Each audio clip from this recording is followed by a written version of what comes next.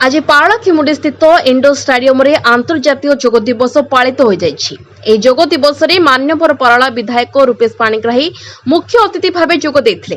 प्रथमे ए स्टाडियम रे उपस्थित थिबा समस्त जनसाधारण को श्री पाणिग्राही आंतर्जातीय जोग दिवसर शुभेच्छा अभिनंदन जणाइछन्ति।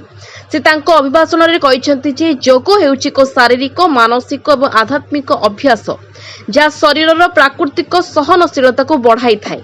विभिन्न संक्रामक आगंतुक रोगरू निजक रक्षा करी निरोगी भावे दीर्घायु जीवन यापन करिबा पई प्रतिदिन आमे व्यायाम करिबा दरकार बोली से समस्त को परामर्श दैछन्ति।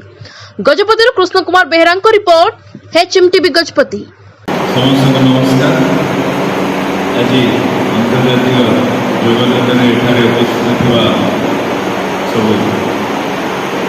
गुरुजन एवं कुनि कुनि भाई भाई मैंने जो आसते विभिन्न शिक्षा क्षेत्र समस्त मोर आंतरिक शुभेच्छा एवं अनेक अनेक आपको अभिनंदन।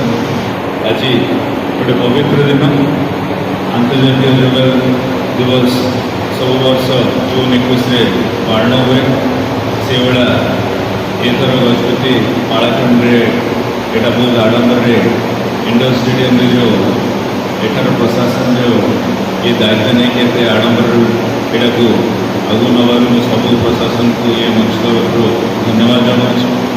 ता संगे आपण मैंने समस्ते जान रखा दरकार पूर्वर जमी आमर ऋषि मुनि मैंने समस्ते व्यायाम करते कि आपण को योग करते निजर स्वस्थ भल रखापी सेटा ही सब गोटे बड़ मनुष्य कर काम दूसरा आमको एत सौंदर्य परिवेश गोटे प्रकार जो उन्नति जो